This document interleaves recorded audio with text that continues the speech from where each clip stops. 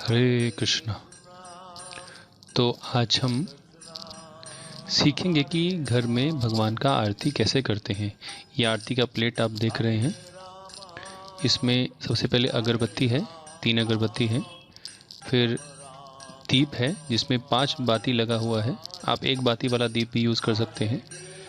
और फिर शंख आप जो देख रहे हैं इसको दक्षिण मुखी शंख बोलते हैं, जिसमें भगवान को जल देते हैं, अर्पण करते हैं। और साथ में बर्तन है, फिर रुमाल, फिर पुष्प, और फिर साथ में आप देख रहे हैं मोर पंख और चामर है। तो ये सामग्री है जो भगवान को अर्पित की जाएगी। और इसको कैसे अर्पित करेंगे हम देखेंगे। तो सबसे पहले हम भगवान को प्रणाम करेंगे, गुरु को प्रणाम करेंगे, उनसे आशीर्वाद मांगेंगे।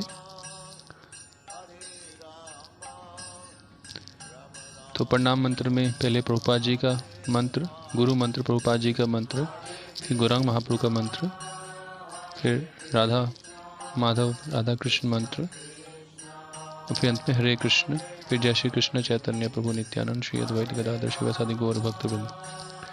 फिर हम आचमन करेंगे। ओम केशवाय नमः, ओम नारायण नमः, ओम माधवाय नमः।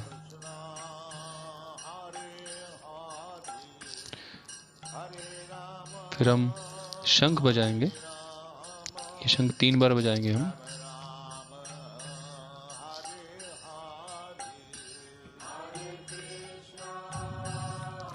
सबसे पहले हम भगवान को धूप अर्पित करेंगे।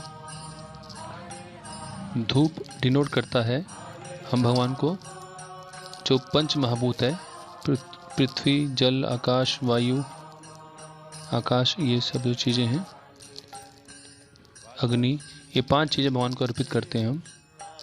तो सबसे पहले धूप को हम अर्पित करेंगे भगवान को।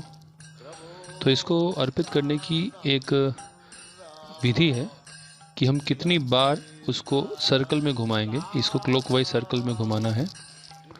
और सबसे पहले हम प्रभुपाद जी से और गुरु से आज्ञा लेते हैं। और फिर हम राधा माधव को सबसे पहले 7 बार अर्पित करते हैं। पहले कृष्ण को 7 बार, फिर श्रीमती राधा रानी को 7 बार, पूरे विग्रह को 7 बार हम क्लॉकवाइज घुमाकर अर्पित करते हैं। कृष्ण, और उसके बाद श्रीमती राधा रानी, उसके बाद गौरांग महाप्रभु, फिर नित्यानंद प्रभु, फिर श्री नरसिंहदेव भगवान, फिर षड गोस्वामी वृंद। षड गोस्वामी वृंद से पहले हम तुलसी महारानी को भी अगरबत्ती को अर्पण करते हैं, फिर षड गोस्वामी वृंद, और फिर श्रील प्रभुपाद। तो ये जो विधि है, किस तरीके से हमको जाना है, हो सकता है किसी बार हम 7 बार भगवान को अर्पित करें, हो सकता है हम कुछ चीज़ें बदलें, लेकिन जो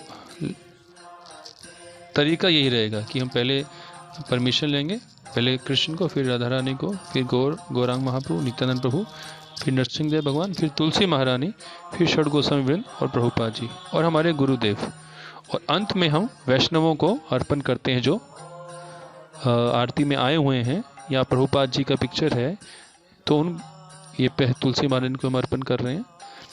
और फिर हम षड गोस्वामी वृंद, प्रभुपाद जी, और फिर अंत में वैष्णव। तो यही विधि हर एक सामग्री में उपयोग में आएगी।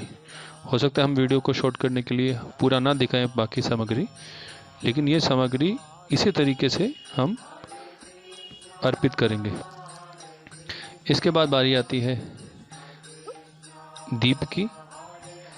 तो हम इसको अर्पित करें। चरण कमल को 4 बार, नाभि को 2 बार और मुख को 3 बार, और फिर पूरे भगवान के विग्रह को, पूरे दिव्य शरीर को, कमल दिव्य कमल शरीर को हम 7 बार अर्पित करेंगे। तो 4, 2, 3, 7। उसी तरीके से श्रीमती राधा रानी, उसी तरीके से गौरांग महाप्रभु, नित्यानंद प्रभु, और फिर भगवान नरसिंहदेव, और तुलसी महारानी को हम सिर्फ 7 बार दिखा सकते हैं। फिर षड गोस्वामी वृंद, फिर श्रील प्रभुपाद, और अंत में वैष्णव को भी हम 4, 3, 2, 7 नहीं करते, 3 बार, 4 बार, 7 बार ऐसे हम अर्पण कर सकते हैं। उनको सिर्फ हम एक तरह से ऑफर कर रहे हैं, भगवान का जो प्रसाद है। तो इस षड गोस्वामी वृंद, प्रभुपाद जी, पूरी गुरु परंपरा हमको दर्शन हो रहा है। तो हम इस तरीके से हम जैसे हमने अगरबत्ती को सबको दिखाया था वैसे ही हम उसको दिखाएं। फिर हम भगवान को अर्घ्य अर्पण करेंगे। दीप और अर्घ्य में थोड़ा सा अलग है, बाकी सब 7-7 बार है। तो दीप को हम पहले भगवान के परमिशन लेते हुए प्रभुपाद जी से, गुरु से, और भगवान के मुख को 3 बार और पूरे दिव्य विग्रह को 7 बार।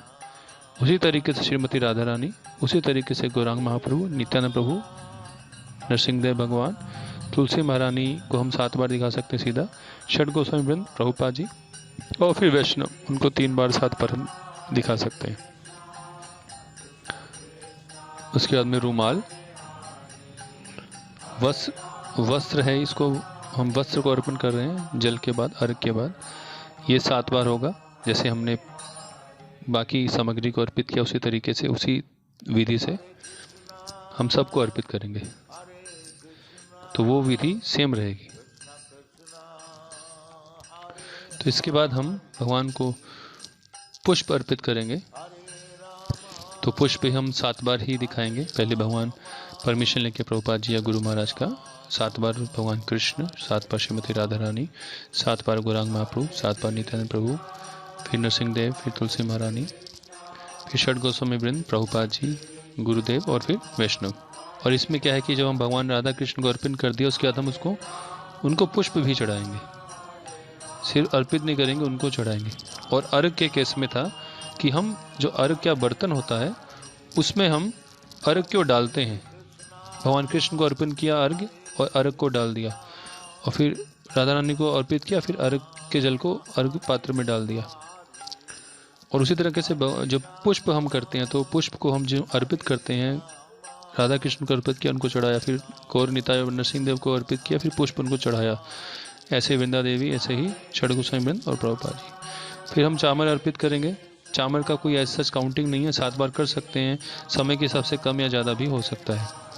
चामर और मोरपंख, तो विधि वही रहेगी, पहले परमिशन, फिर राधा कृष्ण, गौर निताय, नरसिंहदेव, तुलसी महारानी, षड गोस्वामी वृंद और प्रभुपाद जी।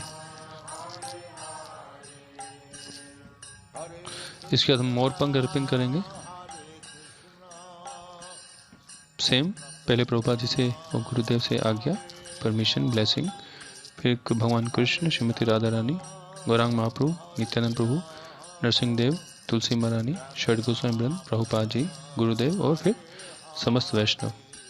फिर हम शंख बजाएंगे अंत में फिर से 3 बार।